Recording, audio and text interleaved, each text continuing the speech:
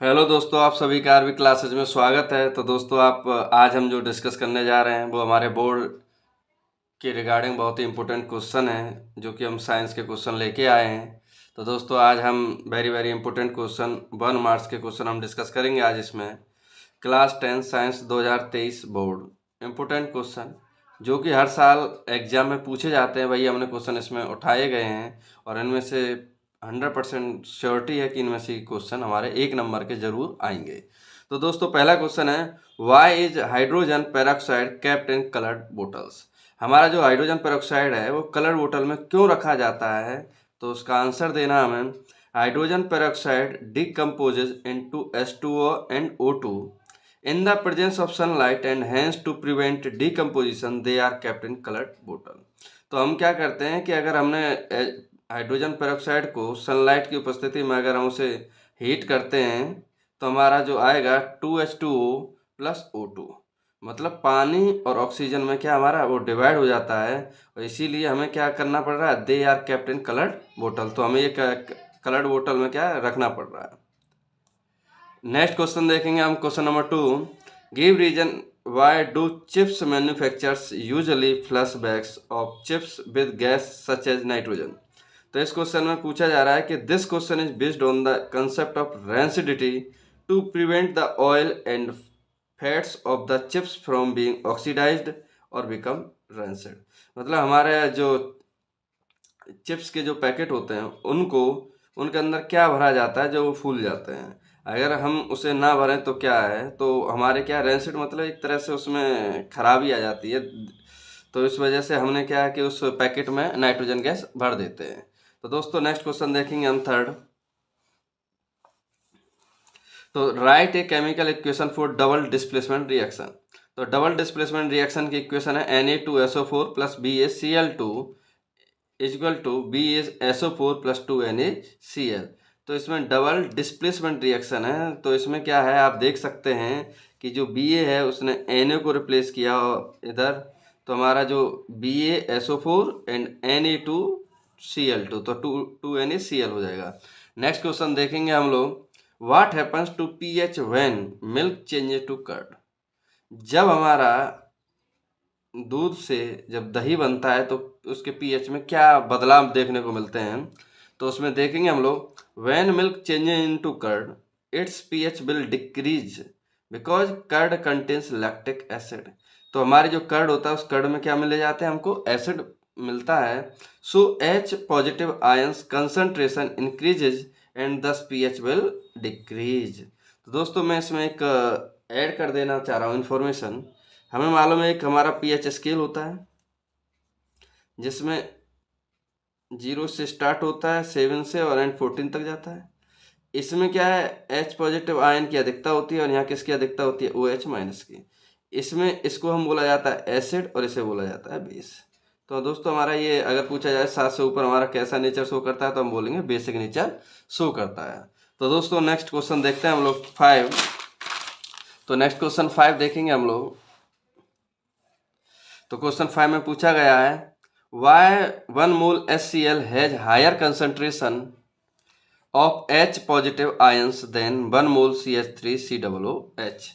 तो 1 mole HCl has a higher concentration of H positive ions because when HCl dissolves in water it dissociates completely into ions while CH3COOH is a weak acid and does not dissociate into ions completely।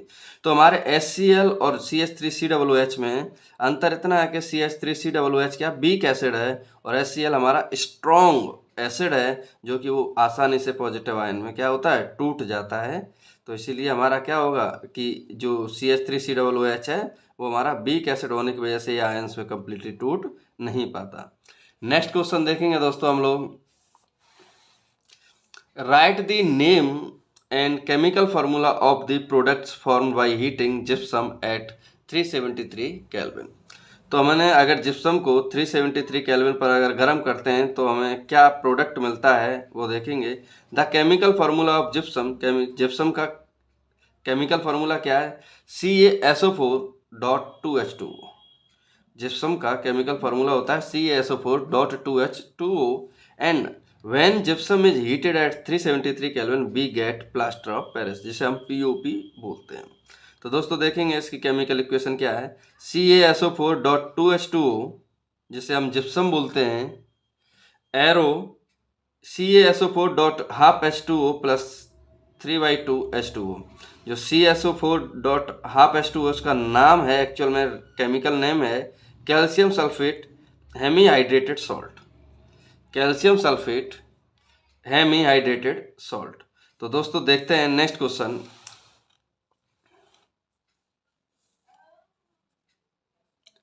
Next question देखते हैं, identify the products formed when 1 ml of dilute HCl जिसे हम hydrochloric acid बोलते हैं is added to 1 gram of sodium metal.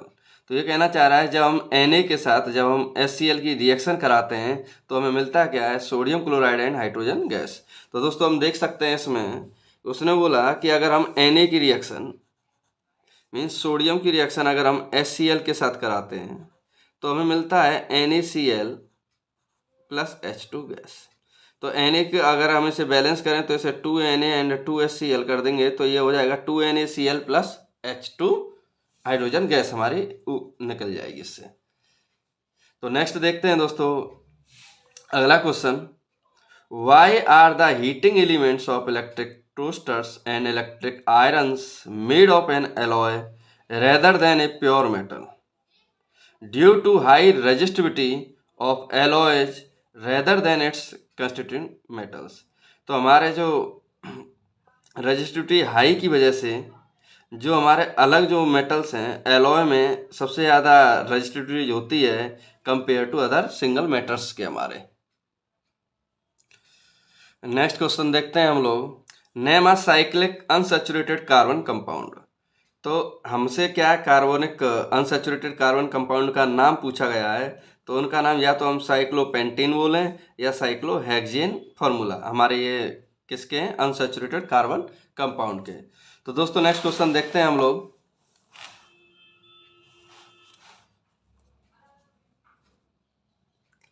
तो इसमें क्या पूछा गया अगले क्वेश्चन में, name the functional group present in propanone. अगर ध्यान से देखें तो ये कह रहा है कि जो हमारे पास प्रोपेनोन है उसमें कौन सा फंक्शनल ग्रुप लिया गया है, तो हम बोलेंगे उसमें कौन सा फंक्शनल ग्रुप है हमारा, कीटोन। नेक्स्ट क्वेश्चन देखते हैं दोस्तों, write the molecular formula of the second and third member of the homologous series whose first member is methane. ये कहना चाह रहा है कि हमें जो सीरीज है हमारे पास जिसे हम एल्किन सीरीज बोलते हैं, क्या बोलेंगे, एल्किन सीरीज। अगर एल्किन सीरीज का फर्स्ट मेंबर अगर हमारा मीथेन है तो सेकंड मेंबर इथेन होगा एंड थर्ड मेंबर क्या होगा, प्रोपेन। इथेन का फार्मूला C2H6। अगर हम बात करें एल्किन की तो एल्किन का एक फार्मूला होता है CnH2n+2। ये हमारा किसको, एल्केन को रिप्रेजेंट करेगा हमारा। तो एल्केन में अगर हम ध्यान से देखें तो अगर हमारा पूछा मीथेन तो हम N की जगह 1 रखेंगे तो CH22+2 मतलब 4, तो CH4 बनेगा। मीथेन का फार्मूला क्या बनेगा, CH4। ऐसे ही इथेन पे हमारा N की वैल्यू कितनी हो जाएगी 2 एंड प्रोपेन पे कितनी हो जाएगी हमारी 3rd। तो हमारे ये क्या है, सेकेंड एंड थर्ड मेंबर हमारे आ जाएंगे इथेन और प्रोपेन। तो दोस्तों नेक्स्ट क्वेश्चन देखते हैं हम लोग, name the process by which unsaturated fats gets change to saturated fats. Unsaturated fats को हमें बदलना किसमें, सैचुरेटेड फैट्स में। उस प्रोसेस का नाम क्या है, अगर हम ध्यान से देखें तो इस प्रोसेस का नाम है हाइड्रोजेनेशन। तो दोस्तों नेक्स्ट क्वेश्चन देखते हैं हम लोग, next question, both a spherical mirror and a thin spherical lens here a focal length of -15 centimeter, what type of mirror and lens are these। पूछना चाह रहा है जिसकी फोकल लेंथ माइनस में दी गई हो उसमें मिरर और लेंस दोनों कौन कौन से होंगे, तो हम बोल सकते हैं उनमें दोनों में कौन सा मिरर और लेंस दोनों कौन से होंगे, कॉनकेव मिरर होगा और कॉनकेव लेंस होगा, दोनों क्या होंगे, सेम होंगे। नेक्स्ट क्वेश्चन देखते हैं हम लोग, define the term principal axis of a spherical mirror. वो कहना चाह रहा है स्फेरिकल मिरर की प्रिंसिपल एक्सेस को क्या डिफाइन करिए, which joins the pole and the center of curvature of a spherical mirror is the principal axis of a spherical mirror। अब हमें अगर ध्यान से देखें, अगर हमने पढ़ा है इसमें, तो स्फेरिकल मिरर अगर हम बनाते हैं, अगर उसके पोल ये है और इसके सेंटर की बात करें हम, अगर सेंटर ऑफ कर्वेचर ये है, तो इनको अगर दोनों को लाइन मिलाने वाली होगी तो उसी को क्या बोलते हैं हम लोग, प्रिंसिपल एक्सिस।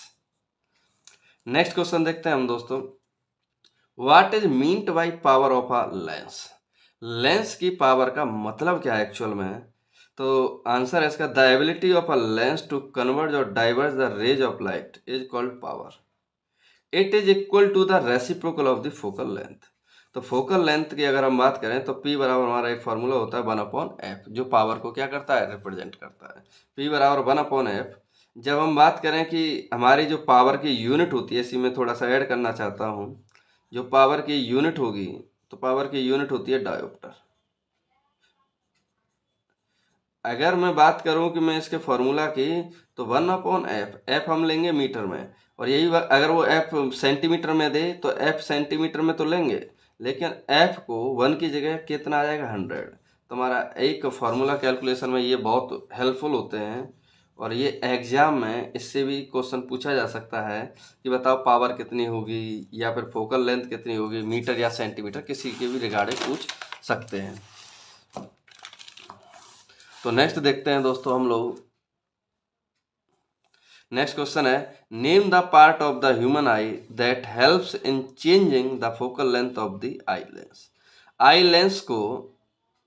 लेंस की जो फोकल लेंथ है उसको हेल्प कौन करता है, उस जो मसल्स हैं उसका नाम क्या है, उसका नाम है सिलियरी मसल्स। तो दोस्तों ये हमारे डायरेक्ट 1 नंबर में पूछे गए क्वेश्चन हैं, जो डायरेक्ट 1 नंबर में पूछे जाते हैं। Name the part, next question देखते हैं, name the part of the eye. पहला है, control the amount of light entering into the eye. हमारी आंखों में जो लाइट एंटर करती है वो उसको कंट्रोल करने वाला क्या नाम है, उसका नाम है प्यूपिल। अगला, forms real inverted image of the object formed on it. हमारी जो इमेज है वो कहाँ बनती है एक्चुअल में, आंखों पे। तो ध्यान से देखें, आंखों के बैक साइड पे, हमारी बैक जो एरिया होता है, जो लास्ट में होता है, उसी को हम क्या, रेटिना बोलते हैं, और उसी पे हमारी क्या, इमेज क्लियर बनती है। तो नेक्स्ट क्वेश्चन देखते हैं, a person is advise to bear spectacles with convex lenses, state the defect of vision he is suffering from. अगर कोई इंसान, अगर कोई पर्सन अगर कॉन्वेक्स लेंस को पहनता है, तो उसकी आंखों पे हम कैसे पता कर सकते हैं उसकी कौन सी आंखों में कौन सा डिफेक्ट है। तो this person is suffering from hypermetropia. तो ये जो एक डिफेक्ट है जिसे हम बोलते हैं हाइपरमेट्रोपिया, इसको दूर करने के लिए हम कौन सा लेंस का यूज करेंगे, कॉन्वेक्स लेंस का। अब इसी की जगह एक और आता है हमारे पास, मायोपिया। अगर हम बात करें तो किसकी बात करेंगे, मायोपिया। तो मायोपिया के लिए जैसे अगर इसमें कॉन्वेक्स है तो उसमें क्या आ जाएगा, हमारा कॉनकेव आ जाएगा। तो हम कॉनकेव लेंस का उसमें क्या करेंगे, यूज करेंगे। नेक्स्ट क्वेश्चन देखते हैं, why does the sun appear white at noon. दिन के समय जो सन है हमारा वो व्हाइट क्यों दिखाई देता है। तो देखते हैं, the light is least scattered at noon, due to this reason the sun appears white at noon. तो उसने साफ साफ बोला है कि जो लाइट है हमारी वो कम से कम स्कैटर्ड होती है, फैलना चाहती है। इसी वजह से जो हमारा सन है, उसकी जो सन है वो हमारा दिन के समय कैसा दिखाई देता है, व्हाइट दिखाई देता है, व्हाइट एट नून। तो नेक्स्ट क्वेश्चन देखते हैं दोस्तों, name the component of white light that deviates the least and the most while passing through a prism. तो हमसे एक पूछना चाह रहा है नॉर्मली, अब प्रिज्म के ये प्रिज्म का क्वेश्चन है। प्रिज्म में अगर ध्यान से देखें तो प्रिज्म में अगर हम लोग समझें, थोड़ा सा ऐसे सेट कर लेते हैं। प्रिज्म में अगर हम बात करें तो प्रिज्म के क्वेश्चन को देखें तो प्रिज्म में क्या, एक वाइट रे आती है जो कितने हिस्सों में टूट जाती है, 7 हिस्सों में टूट जाती है, और नीचे से स्टार्ट होता है, ऊपर खत्म हो जाता है हमारा, मतलब एक नीचे एक ऊपर। तो दोस्तों देखेंगे जो लीस्ट डेविएशन है, जो कम से कम डेविएट हो, वो कौन सी रे हमारी, रेड। और जो सबसे ज़्यादा डेविएट हो उसको बोलते हैं हम लोग वायलेट। तो दोस्तों नेक्स्ट फिर से नेक्स्ट क्वेश्चन देखते हैं हम लोग।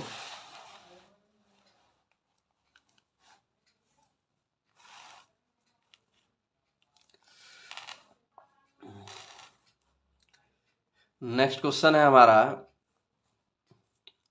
The sky appears dark to passengers flying at a very high altitude, why?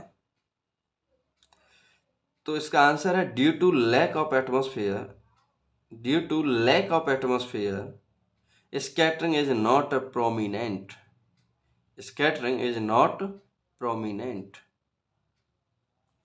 Next question देखते हैं, what is the function of a galvanometer in a circuit? हमसे पूछा गया है कि जो गैल्वेनोमीटर का जो फंक्शन है एक सर्किट में वो क्या काम करता है।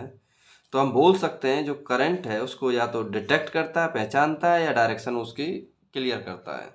तो करंट की डायरेक्शन और या करंट उसमें प्रेजेंट है या नहीं उसको क्या डिटेक्ट करने के काम आता है हमारा क्या गैल्वेनोमीटर। तो गैल्वेनोमीटर आप जनरली देख सकते हैं इसको, जो हमारे सबमर्सिबल होते हैं, जो मीटर होता है सबमर्सिबल में, जो एक स्टार्टर डिवाइस होती है, उस डिवाइस में करंट और वोल्ट मीटर दोनों के होते हैं। तो गैल्वेनोमीटर क्या हमारे करंट को एक तरह से बताता है कि इसमें करंट कितनी है। तो नेक्स्ट देखते हैं दोस्तों, name and define the SI unit of current. Current की एसआई यूनिट और उसकी परिभाषा पूछना चाह रहा है। तो हम बोल सकते हैं एसआई यूनिट ऑफ करंट होती है हमारी एम्पियर, और एम्पियर की डेफिनेशन हम बोल सकते हैं, if 1 coulomb of charge flows through any cross section of a conductor in 1 second, then current through it is said to be 1 ampere। Means हमारा एक फार्मूला होता है Q बराबर आई टी एंड I बराबर होता है Q अपॉन टी। तो I बराबर Q अपॉन टी, अगर आप ध्यान से देखें Q की वैल्यू अगर हम 1 कूलम रख दें और टाइम की वैल्यू 1 सेकेंड रख दें, तो हम बोल सकते हैं कि हमारी जो I है वो हमारी 1 एम्पियर के बराबर होगी। इसी ने यही बोला है कि 1 coulomb of charge flows through any cross section of candle in 1 second, then current through it is said to be 1 ampere. हमारी जो करंट है वो कितनी होगी 1 एम्पियर होगी। नेक्स्ट क्वेश्चन देख सकते हैं हम लोग, write the function of volt meter in an electric circuit. Electric circuit में जो वोल्ट मीटर का जो फंक्शन होता है वो क्या है? तो वोल्ट मीटर क्या है, इसमें अगर आप ध्यान से देखें, वोल्ट एंड मीटर, जो हमारे वोल्ट को मेजर करे उस डिवाइस का नाम है वोल्ट मीटर। अब वोल्ट अगर ध्यान से देखें तो आप वोल्ट होती किसकी यूनिट है? Potential difference. तो to measure potential difference across two points. Next question देखते हैं, why are the heating elements of electric toasters and electric irons made of an alloy rather than a pure metal?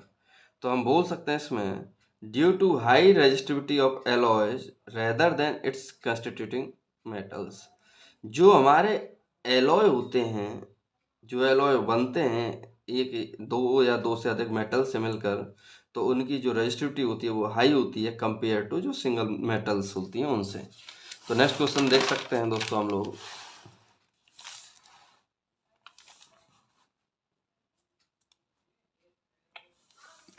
तो अगला question दिया गया है, should the resistance of a voltmeter be low और high? Should be the resistance of a voltmeter be low और high?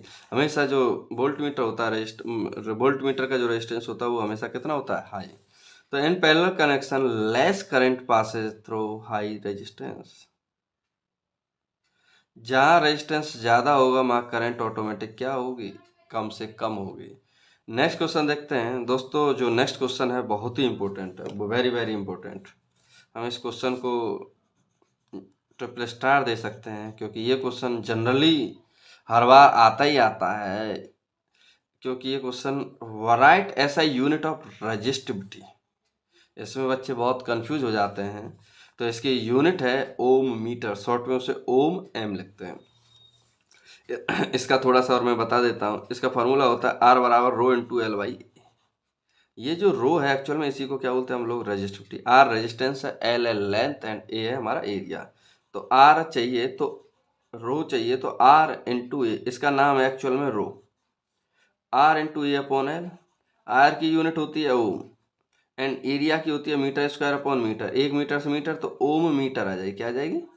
ओम metre आ जाएगी।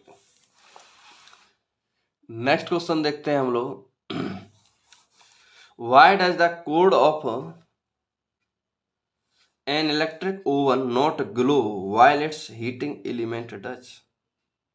जो electric oven है उसकी जो कोड होती है, cord is made up of copper wire whereas heating element is made up of an alloy.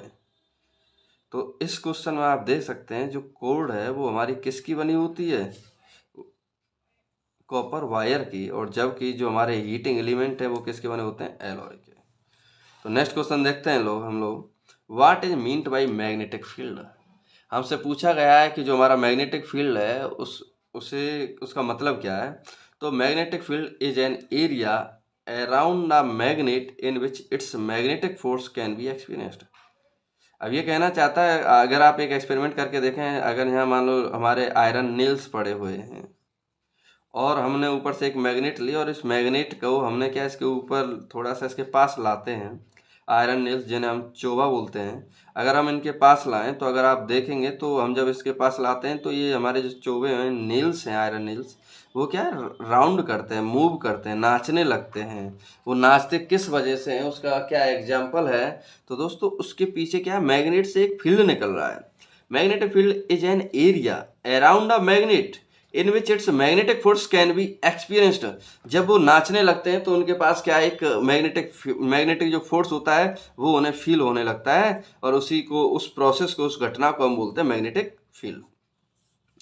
Next question देखते हैं हम लोग दोस्तों, why are magnetic field lines more crowded towards the pole of a magnet.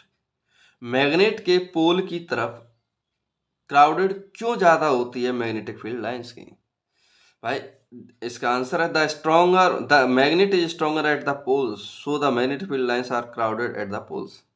अगर हम magnet की बात करें तो मैग्नेट का जो मिडिल हिस्सा होता है वो वीक होता है कंपेयर टू पोल के, इनको बोलते हैं हम लोग पोल।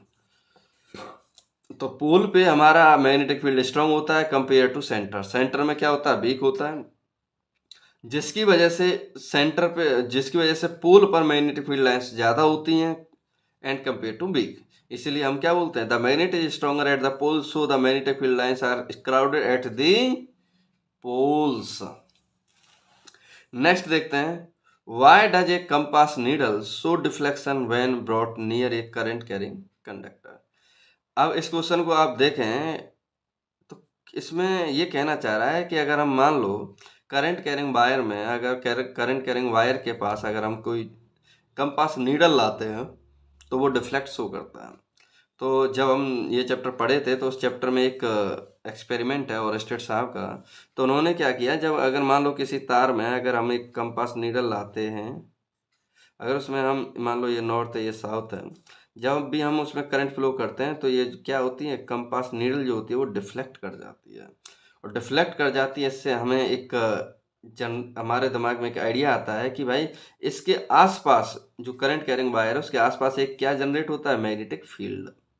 तो due to production of magnetic field around the current carrying conductor, जिसकी वजह से क्या वो डिफ्लेक्शन शो करता है। और देखते हैं दोस्तों हम आगे क्वेश्चन।